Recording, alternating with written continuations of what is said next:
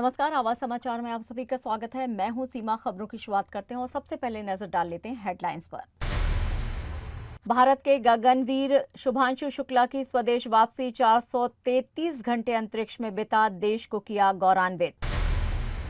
PM Modi का Bihar mission तेज, 4 महीने में चौथी बार यात्रा, 24 सीटों पर बीजेपी की पैनी नजर।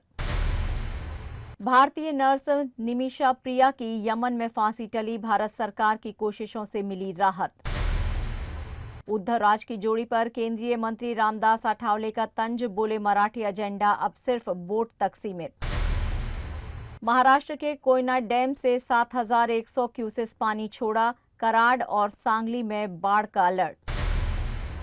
प्लेन क्रैश के बाद डीजीसीए अलर्ट मोड में, 21 जुलाई तक सभी विमानों की जांच के दिए आदेश। और टीवी फिल्म जगत को बड़ा झटका, अभिनेता निर्माता धीरज कुमार नहीं रहे, सादगी में चमकता सितारा अब बुझा। और अब खबरें विस्तार से।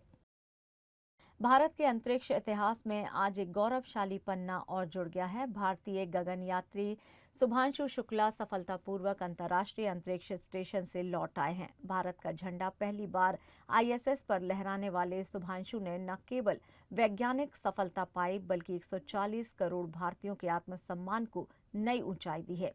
ओजियम 4 मिशन के तहत शुभांशु ने अपने 3 अंतर्राष्ट्रीय सहयोगियों के साथ मिलकर आईएसएस पर 18 दिन बिताए। वो मिशन का हिस्सा बने 26 जून 2025 को और अब 15 जुलाई की दोपहर करीब 3:01 पर कैलिफोर्निया तट के पास प्रशांत महासागर में उनका सफल स्प्लैश डाउन हुआ। स्पेस एक्स का क्रू ड्रैगन कैप्सूल, जिसमें उन्हें अंतरिक्ष तक पहुंचाया था, अब उन्हें वापस भी सुरक्षित लाया है।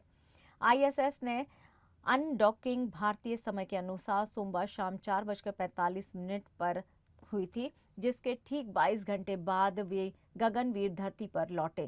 कैप्सूल के उतरते ही अमेरिकी रिकवरी टीम ने त्वरित कार्रवाई करते हुए चारों अंतरिक्ष यात्रियों को सुरक्षित बाहर निकाला।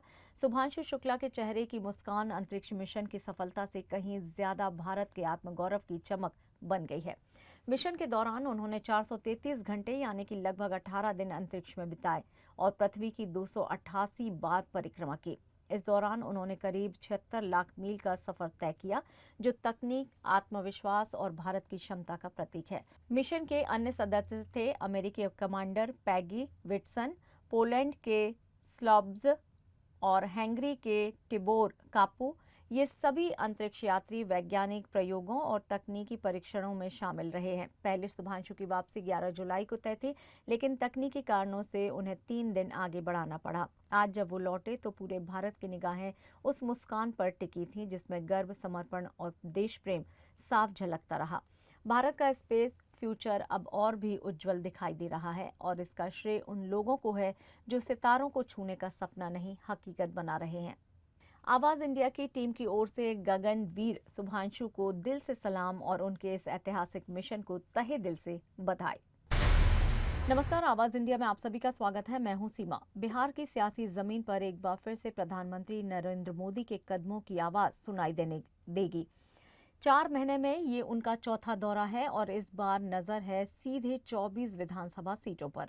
18 जुलाई को पीएम मोदी बिहार के पूर्वी चंपारण जिले के मोतिहारी में एक विशाल रैली को संबोधित करेंगे। इस मंच पर न सिर्फ विकास परियोजनाओं की सौगात दी जाएगी, बल्कि एनडीए के लिए 2025 की लड़ाई का शंखनाद भी होगा। बीजेपी की चुनावी रणनीति साफ है, हर जिले, हर सीट, हर वोटर तक पीएम मोदी की सीधी पहुंच। प्रदेश बीजेपी अध्यक्ष दिलीप जायसवाल ने साफ कहा है कि मोदी की इस यात्रा से 3 दर्जन से ज्यादा विधानसभा क्षेत्रों को साधा जाएगा। बतौर प्रधानमंत्री ये मोदी का 53वां बिहार दौरा होगा और तीसरी बार सत्ता में आने के बाद वे 8वां। बीते 4 महीनों में ही पीएम मोदी ने 24 अप्रैल को मधुबनी, 29 मई को पटना और 20 जून को सीवान का दौरा किया है। फरवरी में भी उन्होंने बिहार की मिट्टी को छुआ था। यानी मोदी इस बार सिर्फ भाषण नहीं, सियासी भूचाल लाने की तैयारी में है। रैली के जरिए न सिर्फ पूर्वी बिहार बल्कि सीमांचल और मिथिलांचल के समीकरणों पर भी सीधा असर पड़ेगा। राज्य को मिलने वाली हजारों करोड़ की परियोजनाएं जहां विकास का मैसेज देंगी, वहीं मोदी का जमीनी जुड़ाव एनडीए की चुनावी रफ्तार को नई ऊर्जा देगा। बिहार की 243 विधानसभा सीटों में से जिन 24 पर मोदी की नजर है, वो वही है जो कभी एनडीए की कमजोर कड़ी मानी जाती थी।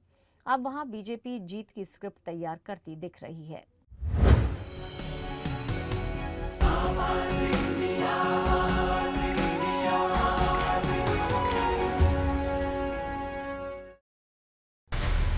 यमन में भारतीय नर्स निमिषा प्रिया की फांसी की सजा पर फिलहाल रोक लगा दी गई है। भारत सरकार के प्रयासों और कूटनीतिक बातचीत के चलते 16 जुलाई को होने वाली फांसी अब टाल दी गई है। ये फैसला न सिर्फ निमिषा के परिवार बल्कि पूरे देश के लिए राहत भरी खबर बनकर सामने आया है। सूत्रों के मुताबिक यमन के स्थानीय अधिकारियों ने इस फैसले को फिलहाल स्थगित कर दिया है। गौरतलब है कि यमन की एक अदालत ने निमिषा प्रिया को वर्ष 2017 में एक यमनी नागरिक की हत्या के आरोप में फांसी की सजा सुनाई थी। इस मामले में भारत सरकार शुरू से ही सक्रिय रहा है। विदेश मंत्रालय, स्थानीय जेल प्रशासन और अभियोजक कार्यालय के बीच लगातार संवाद बनाए रखा गया। परिवार और अधिकारियों ने ये भी निवेदन किया कि मुआवजे या फिर आपसी समझौते के लिए और वक्त दिया जाए। सूत्र बताते हैं कि भारत की ओर से किए गए अनुरोध पर यमन के अभियोजन पक्ष ने सजा पर फिलहाल रोक लगाने का निर्णय लिया है। निमिषा के परिजनों को कानूनी और भावनात्मक दोनों मोर्चों पर कुछ वक्त मिला है। मूल रूप से केरल की रहने वाली 37 वर्षीय निमिषा प्रिया एक प्रशिक्षित नर्स हैं। उन पर आरोप है कि उन्होंने यमन में एक स्थानीय नागरिक को दवा देकर बेहोश करने की कोशिश की, लेकिन अधिक मात्रा में दवा के कारण उसकी मौत हो गई। बताया गया कि उस वक्त निमिषा को शारीरिक और मानसिक रूप से प्रताड़ित किया गया था और उसका पासपोर्ट जब्त कर लिया गया था, जिससे वो भारत नहीं लौट पा रही थी। इसी संघर्ष के बीच कथित तौर पर वो हादसा हो गया, जिसके बाद उन्हें गिरफ्तार कर लिया गया। इस पूरी घटना के बाद निमिषा को मौत की सजा सुनाई गई थी, लेकिन अब सरकार और सामाजिक संगठनों की लगातार अपील और मध्यस्थता के प्रयास रंग लाए। अब कोशिश होगी कि मामले को बातचीत और समझौते के जरिए हल किया जाए। बहरहाल अभी के लिए ये राहत जरूर है, लेकिन मामला पूरी तरह से समाप्त नहीं हुआ है। भारत की नजर अब इस पर टिकी है कि कैसे निमिषा की जिंदगी को स्थायी रूप से बचाया जा सके। मुंबई की सियासत एक बार फिर से गर्मा गई है। इस बार बयान आया है केंद्रीय मंत्री रामदास आठवले की ओर से। महाराष्ट्र के कोल्हापुर में एक प्रेस कॉन्फ्रेंस के दौरान आठवले ने उद्धव ठाकरे और राज ठाकरे दोनों की साझा राजनीति पर तीखा सवाल खड़ा किया है। आठवले ने साफ कहा है कि मुंबई में उद्धव ठाकरे की सत्ता छीन ली जानी चाहिए और महागठबंधन को ही आगे बढ़ाया जाना चाहिए। उन्होंने कहा कि उनकी पार्टी आरपीआई भी बीजेपी के साथ गठबंधन में है और चुनाव में उसे भी सम्मानजनक भागीदारी चाहिए। रामदास आठवले ने नाराजगी जताई कि एनडीए में होने के बावजूद कई बार उनकी पार्टी को गिनती में नहीं लिया जाता, जबकि देवेंद्र फडणवीस भी महागठबंधन की बात कर चुके हैं। राज ठाकरे और उद्धव ठाकरे की नजदीकियों पर भी आठवले ने सवाल उठाते हुए कहा है कि अगर ये साथ भी आते हैं तो सिर्फ मराठी वोटों के लिए, जबकि मुंबई में 60% से ज्यादा गैर मराठी वोटर्स हैं।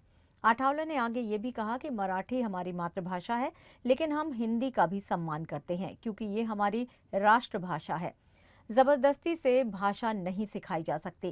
केंद्रीय मंत्री आठवले ने आगे ये भी कहा है कि बाला साहेब ठाकरे की शिवसेना सभी भाषाओं के लोगों को साथ लेकर चलती थी, जबकि आज की राजनीति सिर्फ मराठी एजेंडे पर ही सीमित हो गई है।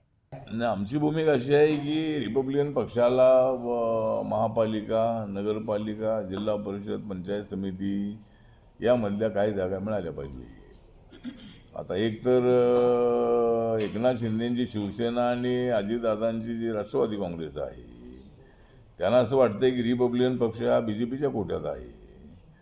तर आम्ही कोणाच्याही कोट्यामध्ये असू, आम्ही जर महायुतीच्या कोट्यात आहोत आणि पण आम्ही हे दोन पक्ष येण्याच्या अगोदरपासून आम्ही बीजेपी सोबत आहोत। आमचं एक तर आरपीआयचं नाव घेतलं जात नाही याबद्दल आमच्या समाजात नाराजी आहे। एक तर तिघांची तुमची युती आहेच आहे, पण आमचा एखादा मंत्री घेतला असता तर आमचं नाव आलं असतं कदाचित, पण आमचा मंत्री त्यामध्ये घेतला नाही।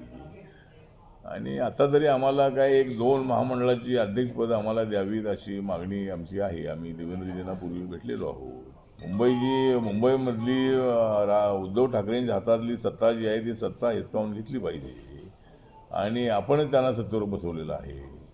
त्यामुळं उद्धव ठाकरे आणि राज ठाकरे जरी एकत्र आले असले तरी मराठी भाषेवरती आता एकत्र आलेले आहे, पण राज ठाकरे नक्की उद्धव ठाकरेंसोबत जातील का याबद्दल आपण संशय आहोत। आणि जरी गेलेही तरी फक्त मराठी मतं त्यांना मिळणार आहे.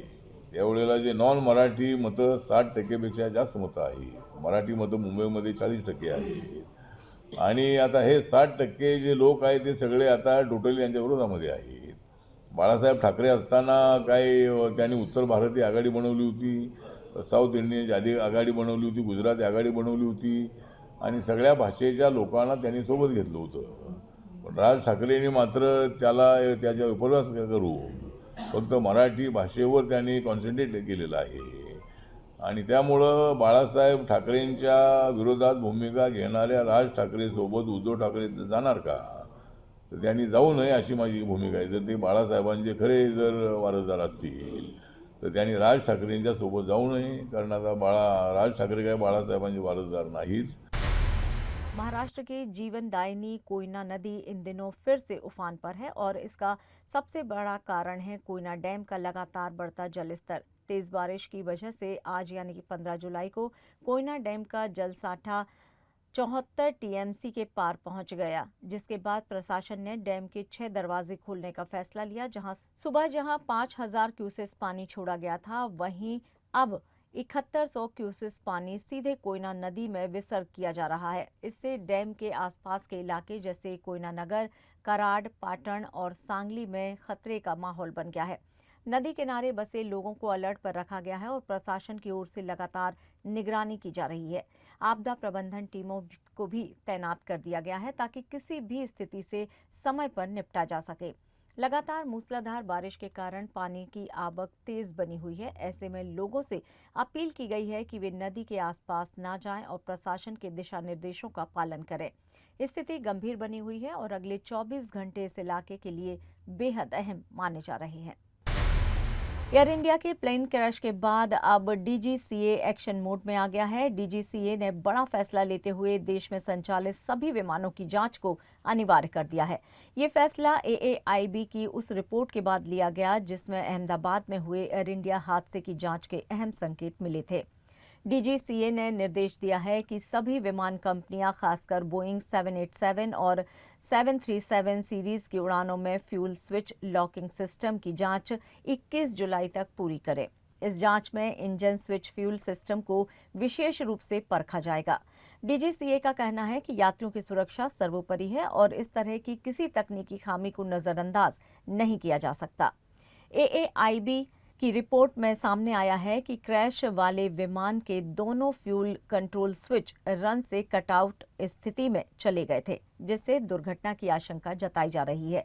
डीजीसीए ने एयरलाइंसों को विस्तृत सूचना दी है जिस पर ये आदेश लागू होगा। इनमें बोइंग 717, 737, 747, 757, 767, 787 सीरीज और MD-11, MD-90, 30 जैसे विमान शामिल हैं। साफ है कि डीजीसीए अब कोई जोखिम नहीं लेना चाहता। कुछ अंतर्राष्ट्रीय रिपोर्टों में भी इन मॉडलों में फ्यूल स्विच सिस्टम को लेकर खामियों की बात कही गई थी। ऐसे में डीजीसीए का ये फैसला उड़ानों की सुरक्षा को लेकर एक अहम और निर्णायक कदम माना जा रहा है। अब देखना होगा कि 21 जुलाई तक सभी एयरलाइंस कंपनियां इस आदेश पर कितना अमल करती हैं। टीवी और फिल्म दुनिया से एक दुखद खबर सामने आ रही है। अभिनेता, निर्माता और निर्देशक धीरज कुमार अब हमारे बीच नहीं रहे। 79 साल की उम्र में उन्होंने मुंबई के कोकिलाबेन अस्पताल में अंतिम सांस ली। बताया जा रहा है कि उन्हें सोमवार को सांस लेने में तकलीफ हुई, जिसके बाद उन्हें आईसीयू में भर्ती कराया गया, लेकिन हालत बिगड़ती गई। निधन का कारण बना निमोनिया और वेंटिलेटर सपोर्ट के बावजूद उन्हें बचाया नहीं जा सका। धीरज कुमार उन कलाकारों में से हैं जिन्होंने न सिर्फ एक्टिंग बल्कि निर्देशन और प्रोडक्शन में भी एक अलग पहचान बनाई है। हीरा पन्ना, शिरडी के साईं बाबा, रोटी कपड़ा और मकान जैसी फिल्मों में उनके काम को खूब सराहा गया।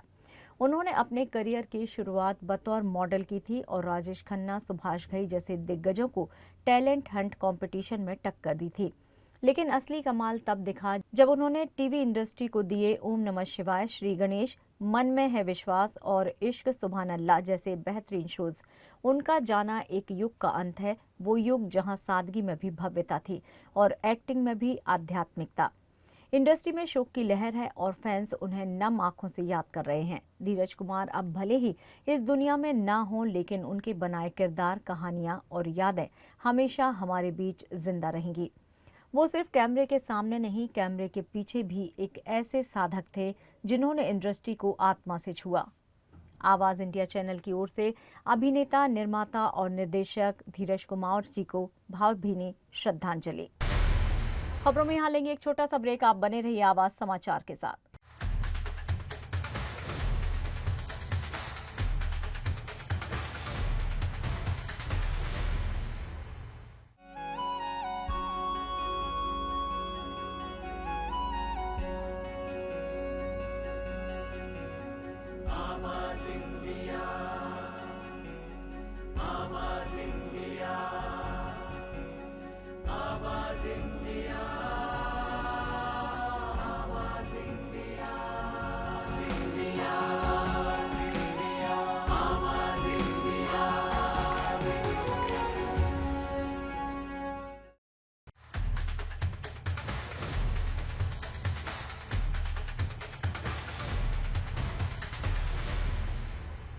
ब्रेक के बाद एक बार फिर से आप सभी का स्वागत है। बढ़ते हैं अपनी अगली खबर की ओर।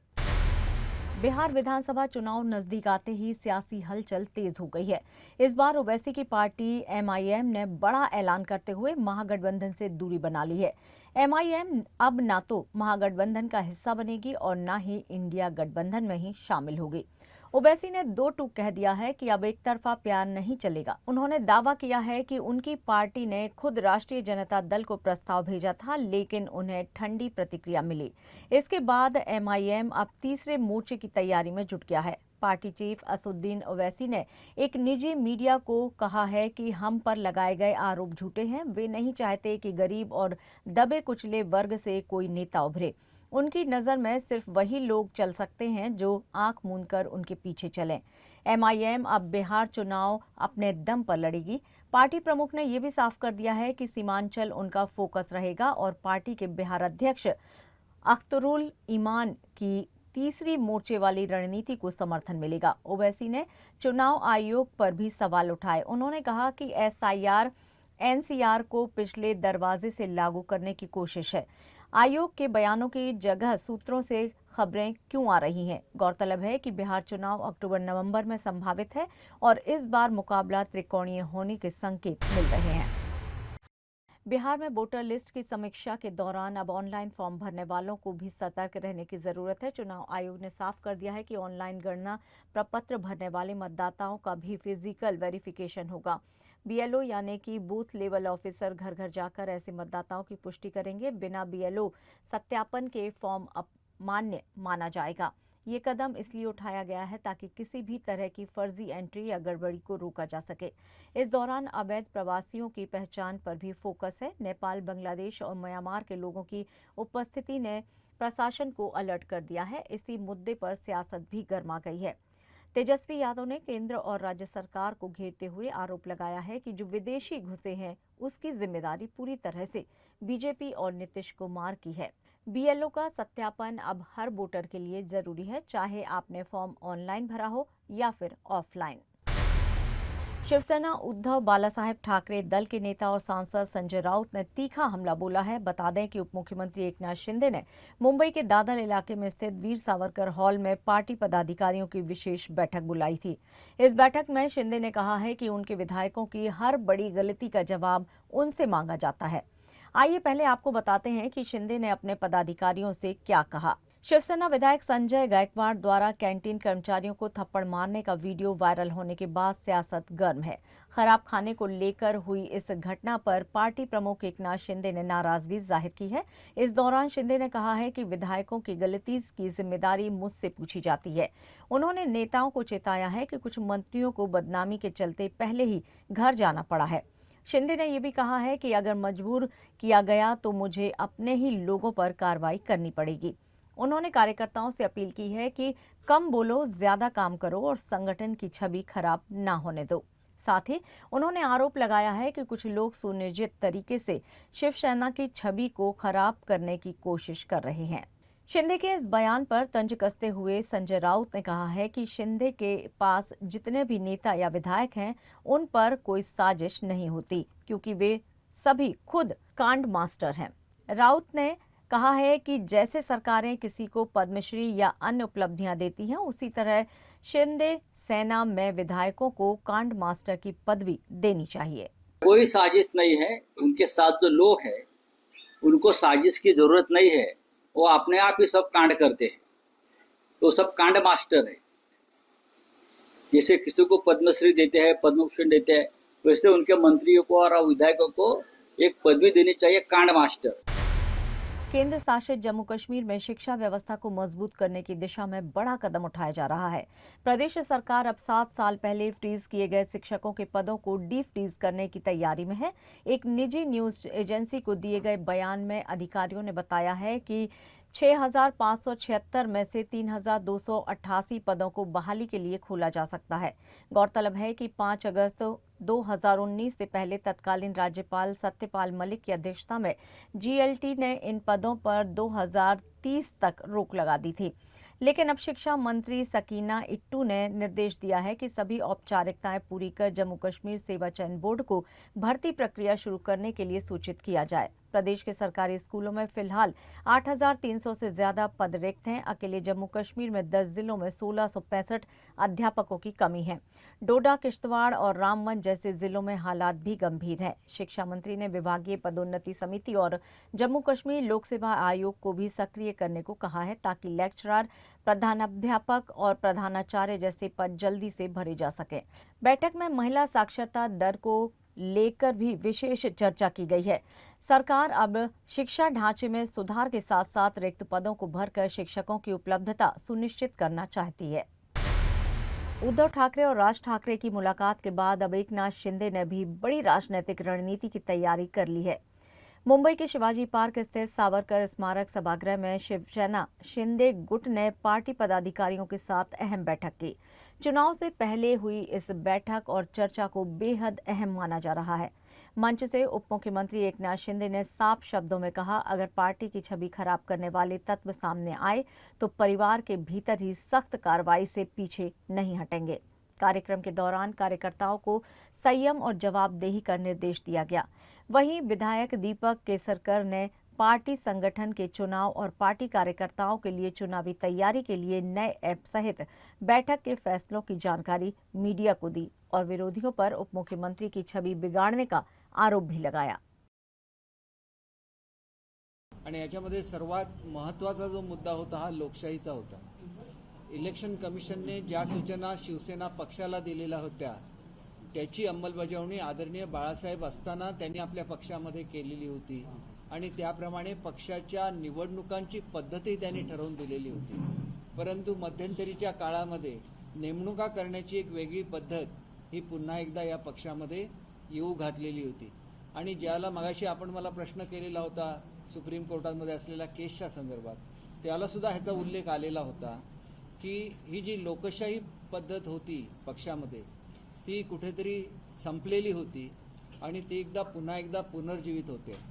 पक्षाची निवडणूक ही खऱ्या अर्थाने लोकशाहीमध्ये ज्या पद्धतीने निवडणुका होतात त्या पद्धतीने कशी घ्यायची याच्या संदर्भातलं डिटेल मार्गदर्शन आदरणीय आमचे पक्ष नेतृत्व करणारे मुख्य नेते आदरणीय एकनाथजी शिंदे साहेबांनी सर्वांना केलेली आहे आणि त्याप्रमाणे येत्या 15 दिवसामध्ये ज्या वेळेला पक्षातील जो कार्यकारी सदस्य असतो याची ज्यावेळेला निवड होईल त्यावेळेला कुठल्याही परिस्थितीमध्ये कुठलाही चुकीची बाब त्याच्यामध्ये असता कामा नये। एखादा बोगस जर असा कार्यकर्ता असेल तर त्याला सुद्धा त्या प्रक्रियेमधून बाहेर ठेवलं पाहिजे। लोकशाही पद्धतीने ही निवडणूक झाली पाहिजे आणि हे सर्व करत असताना पुढच्या काळामध्ये लोकांना कसा न्याय देता येईल या दृष्टीने प्रत्येक ठिकाणची रचना कशी असेल, ती नगरपालिका क्षेत्रामध्ये कशी असेल, ग्रामीण क्षेत्रामध्ये कशी असेल, महानगरपालिकेच्या क्षेत्रामध्ये कशी असेल याच्यावर सविस्तर चर्चा झाली। सविस्तर आपलं मार्गदर्शन करत असताना शिंदे साहेबांनी कशा रीतीने आपण ही कार्यकर्त्यांच्या आता निवडणुका व्हायच्या आहेत ज्या स्थानिक स्वराज्य संस्थांच्या आहेत आणि तिथं कार्यकर्त्यांना न्याय देण्याच्या दृष्टीने प्रत्येकाने याच्यामध्ये कार्यरत झालं पाहिजे असा स्पष्ट संदेश आज सर्व प्रमुख मंडळींना दिलेला आहे। मुंबई के ट्रैफिक और भीड़ से जूझते लोगों के लिए राहत भरी खबर है। मेट्रो के बाद अब वाटर मेट्रो भी जल्द ही मुंबईकरों की सेवा में होगी। मुंबई के रेडियो क्लब जेट्टी प्रकल्प को हाई कोर्ट से हरी झंडी मिल गई है। हाई कोर्ट ने स्थानीय लोगों की विरोध में डाली गई याचिका को खारिज करते हुए प्रकल्प के पक्ष में फैसला दिया है। मुंबई गेटवे से नवी मुंबई तक जब सफर सिर्फ 40 मिनट में तय होगा। बीजेपी नेता और महाराष्ट्र के मत्स्य पालन मंत्री नीतीश राणे ने बताया कि ये जेट्टी प्रकल्प बीएमसी और हेरिटेज कमेटी समेत सभी संस्थाओं की मंजूरी के बाद शुरू किया गया है। मंत्री नीतीश राणे ने बताया है कि मुंबईकरों के हित में ये प्रकल्प है। 20% काम पूरा हो गया है और मार्च से मई तक इसका संचालन शुरू हो जाएगा। रेडियो क्लब जेट्टी में 20 बोट्स के लिए और 150 गाड़ियों के लिए पार्किंग की सुविधा होगी। इससे न सिर्फ ट्रैफिक का बोझ कम होगा बल्कि दुर्घटनाओं में भी भारी कमी आएगी। यानी जल्द ही रेडियो क्लब जेट्टी मुंबईकरों को एक तेज, सुरक्षित और आरामदायक जलमार्ग की सौगात देने जा रही है। मुंबई हमारे हाईकोर्ट ने आज एक बहुत इम्पोर्टेंट महत्वपूर्ण जजमेंट दिया है, जहां जो हम लोग रेडियो क्लब के पास जो जेट्टी हमारा महाराष्ट्र मैरीटाइम बोर्ड हमारा पोस्ट डिपार्टमेंट का काम शुरू हुआ था, उस बारे में कई वहाँ के रेसिडेंट्स ने पिटीशन डाले थे उसके अगेंस्ट। उस सारे के सारे पिटीशन अभी हाईकोर्ट ने खारिज कर दिए हैं। सर्टेन ऑब्जर्वेशन हमको दिए हैं जिसको हम मैरीटाइम बोर्ड के माध्यम से और हमारे पोर्ट्स मिनिस्ट्री के माध्यम से हम फॉलो करेंगे। और ये जो जेट्टी जो रेडियो क्लब के पास जेट्टी हम बांधने वाले हैं, उसके वजह से बड़े पैमाने पे मुंबईकरों को उसकी मदद होगी। और सबसे महत्वपूर्ण, जिस तरीके से हम लोग मुंबई वाटर मेट्रो इंट्रोड्यूस करने वाले हैं, 8 रूट हमने एमएमआर रीजन के अंदर हमने आइडेंटिफाई किए हैं। उसी तरीके से एक रूट हमने आइडेंटिफाई किया है जहां से हम रेडियो जेट्टी में बैठ के आप डायरेक्ट जो नया नवी मुंबई एयरपोर्ट आ रहा है उसको 40 मिनट्स में उसको कवर कर सकते हैं। तो इसके वजह से ये जो रेडियो जेट्टी जो हम बांध रहे हैं, उसके वजह से रेडियो क्लब जेट्टी जो हम लोग बांध रहे हैं, उसके वजह से बड़े पैमाने पे हमारे मुंबईकरों को मदद हो। मराठी भाषा और अस्मिता को लेकर दिए गए एक विवादित बयान पर महाराष्ट्र नवनिर्माण सेना ने खुलकर मोर्चा खोल दिया है। बीजेपी सांसद निशिकांत दुबे ने पटक पटक कर मारेंगे वाले बयान को लेकर नासिक मनसे शहर अध्यक्ष सुदाम कोमरे ने उन्हें 7 दिन का लीगल नोटिस थमा दिया है। सुदाम ने साफ किया है कि महाराष्ट्र की अस्मिता से खेलने वालों को बख्शा नहीं जाएगा। उन्होंने निशिकांत दुबे से सार्वजनिक रूप से माफी मांगने की मांग की है, वरना कानूनी कार्रवाई के लिए तैयार रहने को कहा है। खरं तर हा आमचा अस्मितेचा विषय आहे। निशिकांत दुबे यांनी मराठी माणसाबद्दल जे वक्तव्य केलं की पटक पटक के मारेंगे, तुम्ही आमच्या तुकड्यावरती जगतात, त्या खासदाराला समज नसावी की महाराष्ट्र हा कोणाच्या तुकड्यावरती जगणारा नाही आहे। महाराष्ट्र ही आपल्या संपूर्ण भारताची आर्थिक राजधानी आहे आणि ते विसरूनच गेले की आम्ही छत्रपती शिवरायांच्या महाराष्ट्रामध्ये राहतो, कवी कुसुमाग्रजांच्या आम्ही नाशिकमध्ये राहतो आणि त्यांनी हे वक्तव्य केले। हे वक्तव्य आम्हाला खरोखर माझ्या मनाला अतिशय खेद वाटला, दुःख वाटलं की एक खासदार माणूस असा कसा बोलू शकतो। म्हणून आम्ही त्याला 7 दिवसाची त्याला नोटीस दिलेली आहे। जर 7 दिवसात त्यांनी जर माफी नाही मागितली तर मी त्याच्या विरुद्ध कोर्टामध्ये मी दावा दाखल करणार आहे। नाही, नोटिसीमध्ये हेच म्हटले की तो जे बोलला की पटक पटक के मारेंगे, ही कुठली पद्धत? महाराष्ट्रामध्ये मग तुला दाखवतो काय ते पटक पटक के मारेंगे का कैसे मारेंगे, बरोबर ना? आणि ते विसरूनच गेले की अहो मराठ्यांनी आटके पार झेंडे लावले, आलं का लक्षात? आणि तुम्ही आम्हाला सांगता की पटक पटक के मारेंगे, तुम्ही आम्हाला सांगताय की तुम्ही आमच्या तुकड्यावरती जगतात। अहो आपल्या संपूर्ण भारताची राजधानी ही मुंबई आहे आणि मुंबई ही आमची म्हणजे एवढी महाराष्ट्र एवढ्या मोठ्या प्रमाणामध्ये कर देतो, महाराष्ट्र एवढ्या मोठ्या प्रमाणामध्ये टॅक्स भरतो, हे ते विसरूनच गेलेले आहे। रत्नागिरी जिले में मानसून एक बार फिर से कहर बनकर टूटा है। पिछले 24 घंटे में तेज हवाओं के साथ मूसलाधार बारिश जारी है, जिससे कई इलाकों में जनजीवन पूरी तरह से प्रभावित हुआ है। रत्नागिरी के मंडणगढ़ बस डिपो और शासकीय रेस्ट हाउस के सामने सड़क पर भारी पानी भर गया है, जिससे आवाजाही पूरी तरह से ठप हो गई है। संगमेश्वर मार्केट में दुकानों में बाढ़ का पानी घुस गया है। वहीं शास्त्री और काजली नदियों का जलस्तर तेजी से बढ़ रहा है। दापोली मंडणगढ़ मार्ग को सुरक्षा कारणों से बंद कर दिया गया है क्योंकि सड़क पूरी तरह से पानी में डूब चुकी है। वहीं खेड़ के मच्छी मार्केट में एक महिला पानी में फंस गई थी, जिसे स्थानीय लोगों ने रेस्क्यू कर सुरक्षित बाहर निकाला। बारिश से बिजली आपूर्ति भी कई क्षेत्रों में बाधित हुई है और जनजीवन अस्त व्यस्त नजर आ रहा है। प्रशासन अलर्ट पर है और लोगों से अपील की गई है कि अनावश्यक यात्रा से बचें और सुरक्षित स्थानों पर ही रहें।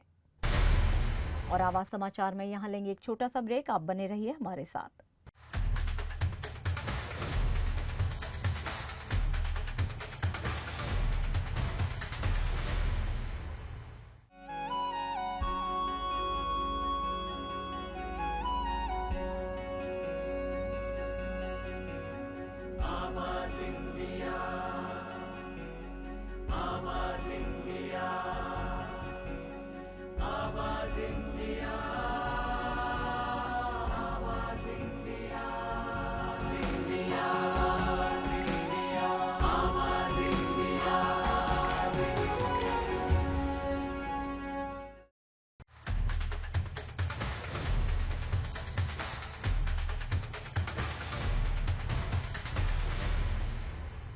ब्रेक के बाद एक बार फिर से आप सभी का स्वागत है। बढ़ते हैं अपनी अगली खबर की ओर। महाराष्ट्र के नंदुरबार जिले में तेज तूफान के बीच एक बेहद दर्दनाक हादसा हो गया है। बाल अमराई के कलंबा मार्ग पर सोमवार दोपहर आई तेज हवा और बारिश के चलते एक बड़ा पेड़ सड़क पर जा गिरा और उसी दौरान बाइक से गुजर रहे मां बेटे इसकी चपेट में आ गए। वासदा की रहने वाली दीपा दावीद गावित और उनका बेटा दिशांत गावित इस हादसे का शिकार हो गए। पेड़ के नीचे दबने से मां की मौके पर ही मौत हो गई, जबकि बेटा गंभीर रूप से घायल हुआ है। उसे तुरंत नंदुरबार जिला अस्पताल में भर्ती कराया गया, लेकिन इलाज के दौरान उसकी भी मौत हो गई। इस हादसे से वास्ता गांव में शोक की लहर दौड़ गई है। स्थानीय लोगों का आरोप है कि प्रशासन ने समय रहते पेड़ों की छटाई और देखभाल नहीं की, जिससे ये दुखद घटना घटी है। लोगों ने मांग की है कि बरसात के मौसम में खतरनाक पेड़ों की पहचान कर उन्हें समय पर हटाया जाए ताकि ऐसी त्रासदी दोबारा ना हो। प्रशासन और आपदा प्रबंधन को लेकर नाराजगी जताई जा रही है। साथ ही बारिश के मौसम में यात्रियों से सतर्कता बरतने की अपील की गई है ताकि भविष्य में ऐसे हादसों से बचा जा सके। कॉमेडियन समय रैना अपने शो में दिव्यांगों पर की गई टिप्पणी को लेकर सुप्रीम कोर्ट में पेश हुए। मंगलवार को हुई सुनवाई के दौरान उन्होंने और उनके वकील ने क्योर SMA इंडिया फाउंडेशन की याचिका पर जवाब दाखिल करने के लिए कोर्ट से समय मांगा है। दरअसल शो इंडियाज गॉट टैलेंट में स्पाइनल मस्कुलर एट्रोफी जैसी गंभीर रोग और दिव्यांग व्यक्तियों को लेकर आपत्तिजनक बातें कही गई थी। रैना पर न सिर्फ बीमारी के इलाज को लेकर असंवेदनशीलता टिप्पणी करने बल्कि एक दिव्यांग व्यक्ति का मजाक उड़ाने का आरोप है। इस मामले में याचिकाकर्ता ने सुप्रीम कोर्ट से मांग की है कि इस तरह की ऑनलाइन सामग्री पर नियंत्रण के लिए स्पष्ट नियम तय किए जाएं। कोर्ट ने सभी आरोपियों की उपस्थिति सुनिश्चित करने के निर्देश मुंबई पुलिस आयुक्त को पहले ही दे रखे थे। सुनवाई के दौरान जस्टिस संजय कांत ने कहा है कि हमें संविधान के अनुच्छेद 19 और अनुच्छेद 21 के बीच संतुलन बिठाना होगा। उन्होंने ये भी कहा है कि अगर कभी टकराव की स्थिति आती है तो जीवन और सम्मान का अधिकार प्राथमिक होगा। अब इस मामले की आगे की सुनवाई में सुप्रीम कोर्ट इस संवेदनशील मुद्दे पर सभी पक्षों की राय के साथ गहराई से विचार करेगा। और फिलहाल आवाज समाचार में इतना ही, लेकिन आप देखते रहिए आवाज इंडिया। नमस्कार।